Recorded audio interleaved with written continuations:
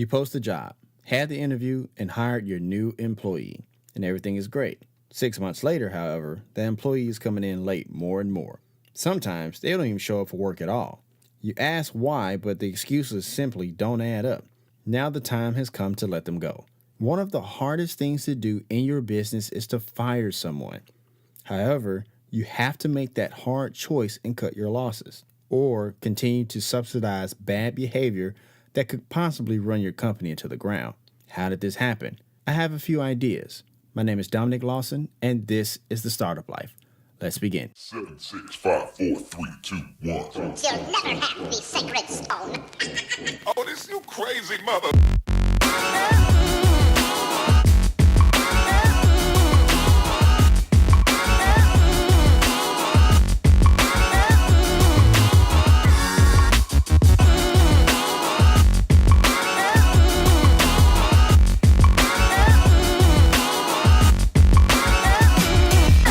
Startup Life is brought to you by OWLS. If you are a high-impact organization, school, small business, or nonprofit, and you are in need of professional development or strategy in your organization, you can reach OWLS at 901-857-4818 or visit our website at www.askowlsllc.com. OWLS will also be the home to our new online school, the OWL Academy, coming soon. All right, Startup Life Nation. So today we're going to talk about, firing an employee. It's one of those things where you don't really want to do it. You never want to be in a position where you're messing with somebody's livelihood, but at the same time, it's your business. And so you have to be responsible for your business. So we're going to talk about letting somebody go today. All right, so in the first segment, we'll focus on signs to look for that somebody may need to be fired. Next, we'll shift our focus to how to discipline before firing. There may be some corrective action we can take with that employee before it comes to actual termination. We'll take a break. We'll shift our focus to avoiding illegal reasons before firing somebody. The thing is that you definitely want to have a just reason or a just cause for firing somebody. Otherwise, you can find your business, and sometimes, depending on how your business is set up, personally, you can find yourself in a world of hurt. So you definitely want to avoid that. We'll talk about that. And lastly, in the last segment, we'll talk about the actual process of termination for an employee. You want to have a certain level of decorum or a certain process, and you will, so that way you can avoid maybe some backlash, if you will. So, Startup Nation, I hope you're ready to receive some great value today, and let's take flight. One of the major red flags to fire somebody, or as the title suggests, promote an employee to customer, as I like to say, is a no-call, no-show. It's one of those things where is really almost unexcusable in most instances. Now, the thing is, like, life happens, right? Where you may have a death in the family or something like that. Obviously, calling your employer is the last thing you are thinking about in a situation like that. But let's say if your kid gets sick or your car won't start or something like that, you should at least they should at least call in order to let you know what's going on. Because the thing is, like, when they're not at the job or at the workhouse, as you want to put it or whatever, they're not producing. And if they're not producing, you're not making money. And business is in the business of making money. So when somebody doesn't call or doesn't show up, that's really a huge, major red flag as to maybe it's time to let them go. Now, I will say this. If they do this one time, then obviously you may want to have a warning system. And that really speaks to maybe having a certain policy for no call, no shows. And when you hire that personnel, hire your personnel, you want to make sure you have those policies or voice those policies up front, so that way they'll be aware of it. So like I said, if they do it one time or something like that, you'll definitely will want to get them a warning. But after the second or third time, it's probably time to go ahead and let them go. And most corporations have that particular policy, and you can adopt that in your business as well. But it's really up to you if you want to have like that one warning thing, or you could have that on the first time they no call, no show to fire somebody. But I think as entrepreneurs, we do need to have a level of empathy, if you will, because like I said, life happens. So you want to be aware of that. But multiple no call, no shows, it's probably time to let that person go. Another red flag is if an employee's production is low. The thing is, as small business owners, we usually make projections like in our business plan that also reflects within the business plan in our financial numbers. And so these projections, we say in Q3 of 2017, if you will, we expect to have generated this much revenue based on this much production, right? And so if you have employees in your organization who are not meeting the certain metrics that you had set in place in order to reach those projections, or if not exceed it, because that's what we're always trying to do as entrepreneurs. If you have a personnel that's not meeting those production numbers, then that's a problem, because not only are you losing money, but you're not hitting goals that you set. And then keep in mind, it's your organization. And so you definitely want to make sure that you're hitting your goals in order to move your company forward. So it may seem like maybe one or two people not hitting their goals is not too much of an issue, but at the same time, lack of production adds up. Just like we say on the inverse that every little bit counts. Like when we say about when we were told as kids, like when every penny counts when you're saving. The same works in business. On the negative side, every little piece of production that's being slacked up on or not being done, it truly adds up, and it can show up as a huge negative and put your company in the red as opposed to the black really quickly in your organization. Another thing you want to look at is somebody who's kind of is not really fitting the company culture, or they kind of stir the pot a little bit, right?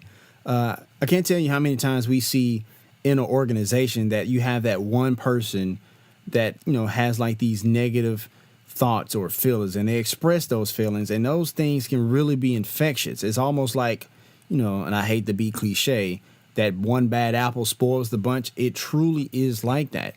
And so when you have that one person who is constantly, we can't do this, or Sally did this, why can't I do this, or John is not meeting his production standards, right? That's something that like a cancer needs to be excised. And I hate to say it that bluntly, but it's the truth. When you have that person that goes against your company culture that you had put in place in order to keep morale up, that leads to keeping production up, that keeps the sales revenue being generated, that can really derail your plans as far as moving forward and scaling in your business. So if you have somebody who turns out to not really fit the culture and they're stirring that pot a little bit, it's probably another sign that they probably need to go look for employment elsewhere.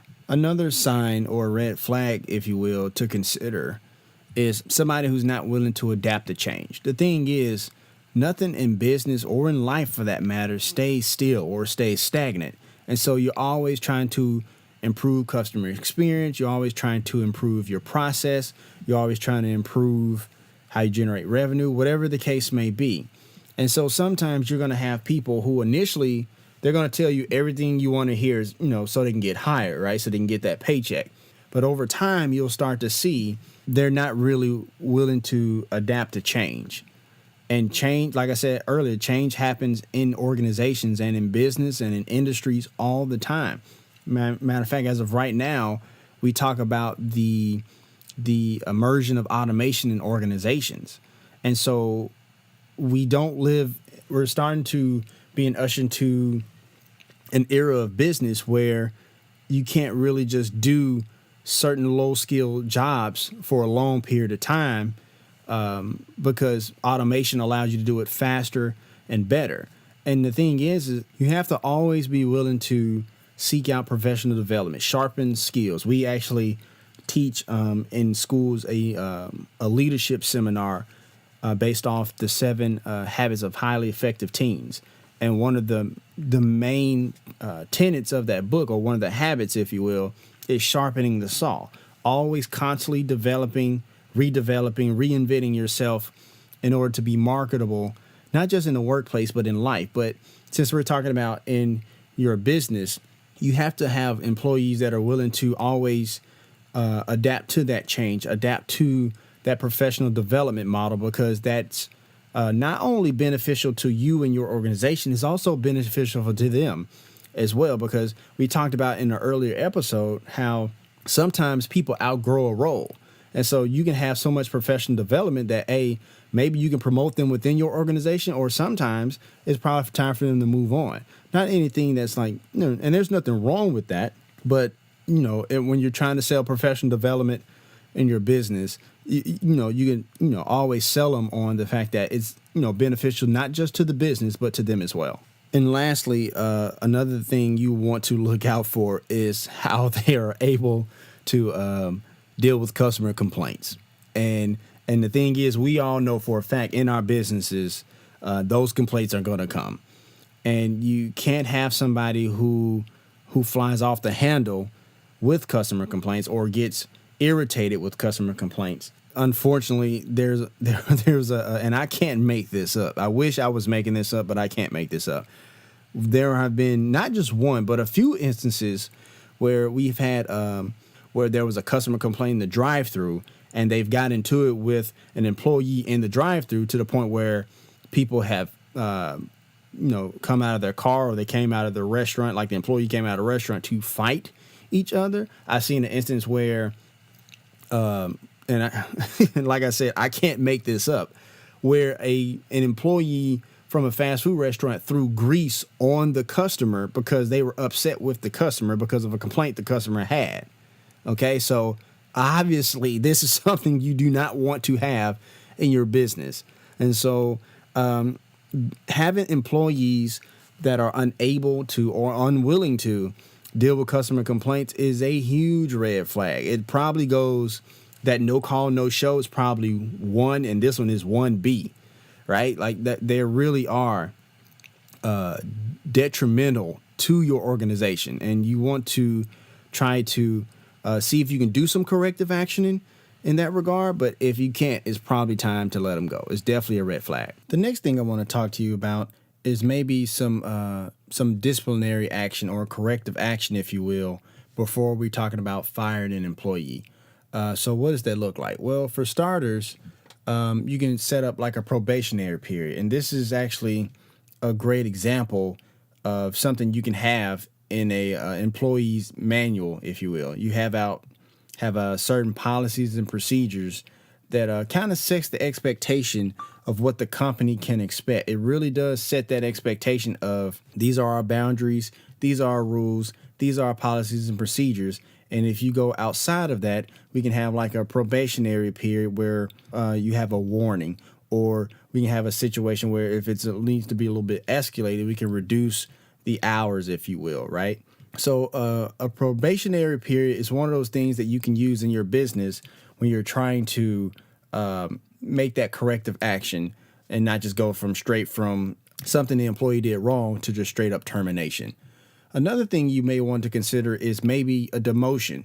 A lot of times when we have employees, they work themselves up through the ranks, and let's be honest, they kind of get the big head, if you will, what we say in the neighborhood. They kind of get too big for their britches, and so they feel like maybe they're a little bit above the law, if you will, but sometimes we kind of have to bring them down to earth. Now, I'm not saying on the first instance, go ahead and demote them, but what I am saying is that if they've been promoted, then obviously they've been put in some type of leadership role in your organization. And so if they're not exemplifying that, maybe we need to reduce that role if there's constant occurrences over time. So maybe a demotion is something that we can think about doing in our business as opposed to just straight up firing somebody. And that can honestly get the message across, like, what you did was wrong, and we need to have that corrective action in place, or we need to go along with company culture or policies and procedures, so that way we can get the right message across, not only to the person we're giving the corrective action to, but also to the rest of the employees in the company. Okay, and so even if it's with a probationary period or a demotion, another thing we need to put into the fold, if you will, is to document poor performance, right? So each of your employees may need to have like an employee file where you document not just the bad stuff, but also good stuff as well. But today's episode is focusing on, unfortunately, the negative stuff that we do. So, and another reason you may want to do that is because when it comes to firing somebody, which is like, it's a huge deal, right? But, as my mom would tell me, you want to have all your ducks in a row.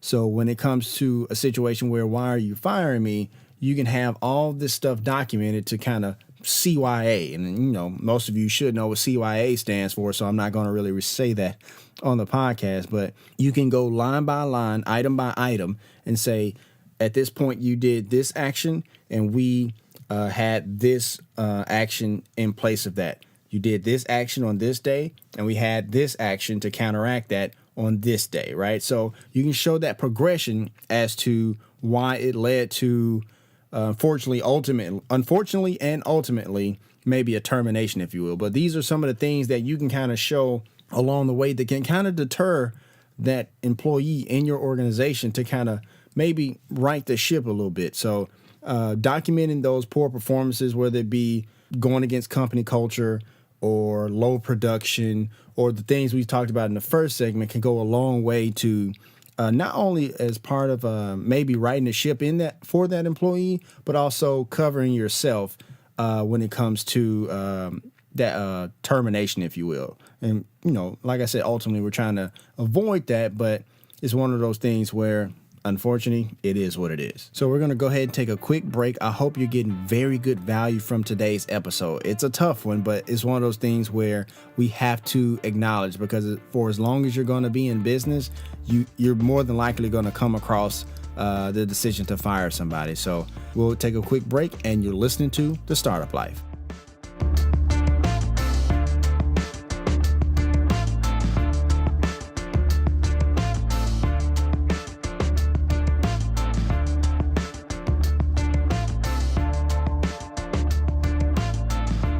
If you are a teacher looking for great resources, look no further than Owl's e-commerce store on Teachers Pay Teachers. Store name, Teaching with Owls. Enjoy great lessons based on stories from great authors such as Kate Chopin's Story of an Hour and Edgar Allan Poe's The Master of the Red Death. And don't worry, teachers, all lessons are Common Core aligned.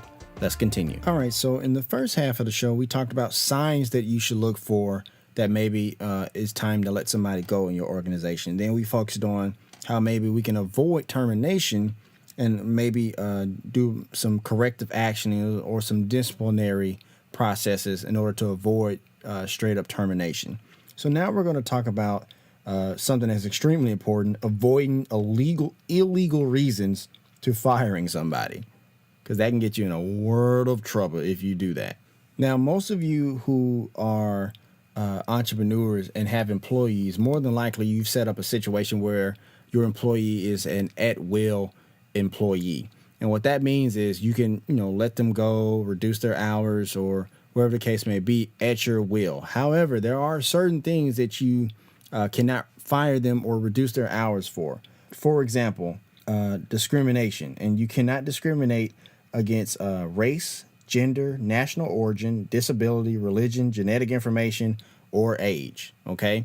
So now, like I said, if you're an at-will employer, you can let somebody go outside of those reasons. But let's say you have a contract with this person.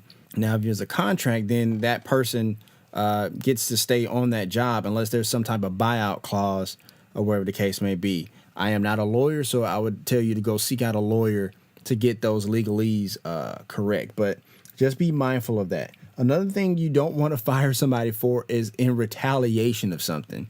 A lot of times we kind of get our feelings hurt because maybe an employee said something out of line or whatever the case may be. You can't fire somebody for retaliating.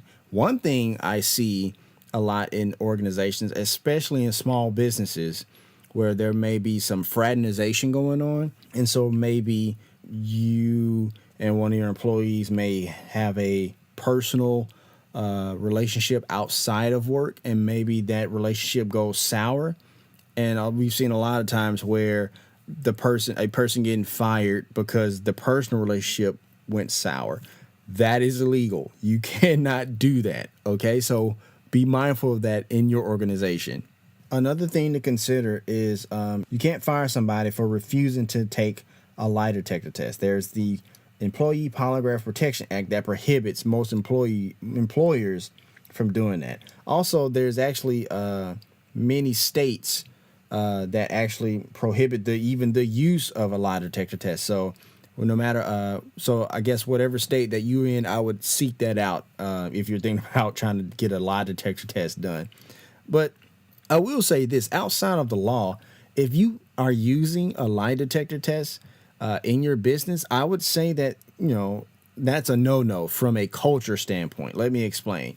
So if you see somebody that you think may be lying or whatever the case may be, your other employees or your other teammates, if you will, they're going to see that, and that can be a real quick way to disintegrate morale in your organization. Where you like, you'll feel like they may feel like they're in a nanny state, or they may feel like they're in a country that has a dictatorship, but it's a small business. So I would actually like to deter you from using a lie detector test or thinking about using a lie detector test in the first place. Now, this next one is a doozy and a huge no. I cannot stress it enough. If you're in warehousing or something where there's a lot of physical activity, or even if it's not physical activity, if it's like in an office setting and you're not taking the necessary breaks per hours worked, or there are unsafe working conditions, you cannot fire somebody for complaining about OSHA standards, because OSHA sets those standards. I mean, if you work 8 hours, you have to get at least a 30-hour break, or if you work 4 hours, you got to get like a 15-minute break. I think those are still the standards. You may want to check that, but you cannot fire somebody for you not adhering to OSHA standards. That is not only a huge no-no for you to get sued, but you can also get fined from the federal government. You do not want that as a small business, because you're pinching pennies as is. So please be mindful of that. Do not fire nobody over not adhering to OSHA standards or complaining about not adhering to OSHA standards. Okay, so just to recap, we saw the signs of why an employee need to be fired, right? And then we looked at some disciplinary or corrective action processes to maybe avoid the firing, right? And then we also looked at, if we're going to go ahead and let them go, some things to avoid, not to fire them illegally. But even with all that being said, we still have to let this person go.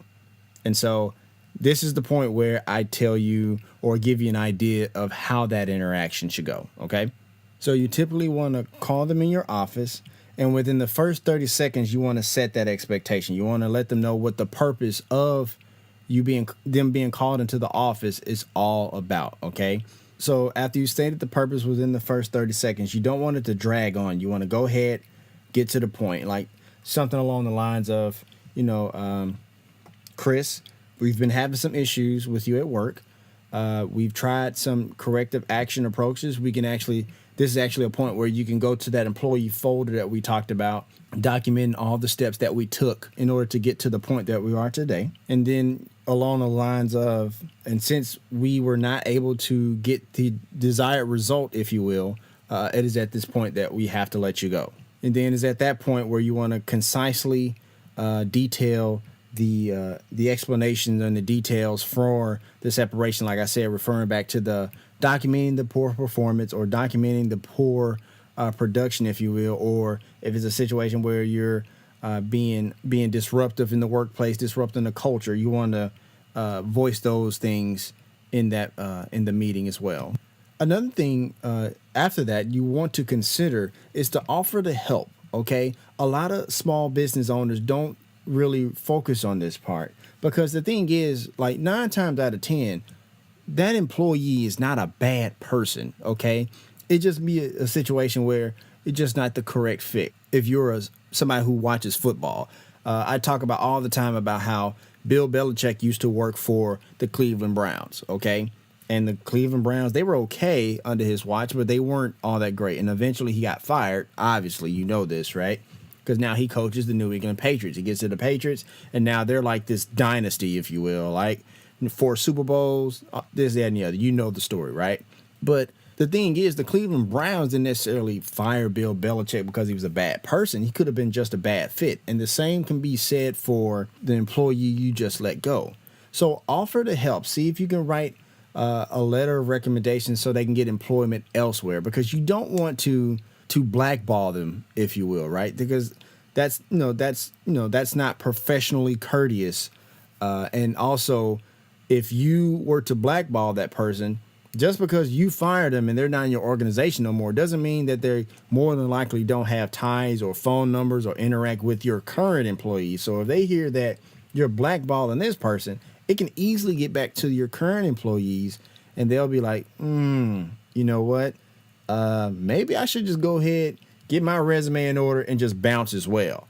And then you have like this issue where you got people leaving your organization all because you wanted to be, as we like to say, petty, if you will, right? So see if there's a place where you can kind of offer to help them seek employment elsewhere. Also, I mean, let's be honest, in this day and age, you got to prepare for a backlash as well. So if you usually have a general idea of the person because you've been working with them for a while now, because, if you got to the point where you have to let them go, obviously you went through corrective action and try to, warnings in the whole 9 yards, right? So you kind of get an idea if there's going to be any backlash or if this person is a typically angry person. Now, sometimes you just don't know, right? Because people can be unpredictable, but for the most part, you can kind of tell. So if you have security on the premises, you may want to get security involved, or, if you feel like this person could have a physical confrontation or get angry, if you will, you can probably hire security temporarily just for the day, because security firms have that service as well. So keep that in mind. Just be prepared for that. But also at the same time, see if you can empathize with that person. Let them know, like, look, we tried our best. We tried everything under the sun to avoid this situation. And a lot of times I've seen people rescind the termination, if you will. And that's not a great look either, because that speaks to not being decisive, if you will. And a lot of times employees can see that if you're too indecisive, they can't really respect you as a leader, or it knocks some of that respect factor, if you will, for trying to respect you as a leader. So once you fire a person, that is it. You can't, listen to this. If there's a sad story where maybe, the wife is pregnant, or they're trying to put somebody through school, or this, that, and the other, and you want to empathize with that. Okay. Don't dismiss it at all, because they're still an employee of yours at this moment. But once you make the decision to fire somebody, you have to follow through on it. Okay. Also, keep it professional. Okay. Keep it professional. Don't, if they get angry, don't get angry back. Okay. Because you definitely don't want to be the reason or the cause that it actually may turn into a physical altercation. And that's actually a bad look, not just to your employees, but into your customer base as well. Because once you start having a physical altercation, the thing is about physical altercations is that they can spiral out of control very quickly. Okay. So if it does, it can leak out into the street. And in this day and age, we got cell phone cameras and all this other stuff. So that stuff can instantly be posted on social media and go viral within a matter of literally minutes. Okay. So just keep that in mind, to just be professional when you're in the process of terminating somebody. And remember, like I was saying earlier, don't take it personal. Okay. Don't take it personal. Yes, you don't want to, no, you don't want to fire anybody. It sucks. You never want to be in a situation where you're messing with somebody's pocketbook, or how they feed their family, or how they take care of themselves, right? But at the same time, when you hired them, you set an expectation, okay? You set some standards. And based on their performance and their attitude and how they affected the culture, they did not meet that standard. So you have to understand that once you make that point of letting them go, you have to let them go. You can't put your personal feelings in it, even if you're friends. Now, if you became friends on the job and you guys are able to separate that, that's a whole nother issue. Okay. And that takes a lot of maturity on both of your parts. But I've seen too many times where not many people are able to do that. Keep it professional. Don't get too personal. Empathize with them, but don't necessarily sympathize with them, okay? Because once you start to sympathize with them, then you're starting to get a little bit too personal. And then, like I said, you're close to rescinding the termination, and it goes bad from there. Basically, it just really goes bad from there. So remember that. So what's the bottom line? Firing somebody sucks, okay? It really does suck. Now, I tried to give it like a really catchy title for this episode, promoting your employee to customer, because once you fire them, that's really what they are to you now. The only relationship they can really have is as a customer. But the thing is that, and keep in mind, you had this high expectation when you hired them, right? When you start a business, it's usually just you and like maybe some family members, but most of the time it's just you by yourself. You're generating some revenue, you're getting some sales, and it's building momentum, and now you need to go hire people, right? And you have the best expectations when you hire people, but sometimes they just don't work out. They just don't work out, okay? And like I said earlier, you have to be okay with letting them go. People in your business are the most important asset you will ever have, okay? However, sometimes you have to leverage them in order to move them forward. And in this case, you have to terminate them from time to time. And that's okay. Because in the end, if you don't let them go, then it can really drive your business into the ground. And then nobody gets to have the benefit of what you produce into the marketplace. So that's it. That's this week's episode of The Startup Life. I hope you got great value. It was a tough one. Like I said, firing people sucks, but it's one of those things that we sometimes have to do in order to move forward. If you want to let us know what you think about the show or like to advertise on our show, let us know in the comment section. Subscribe to our show, as The Startup Life can now be heard on iTunes, Google Play, Stitcher Radio, and SoundCloud. And also follow us on Twitter, Facebook, and Instagram at Owls LLC. For a behind-the-scenes look into what we do at Owls, follow us on Snapchat at Owls LLC. There you will see our creative process and exclusive content. And hey, if you have an idea, be about that life, the startup life.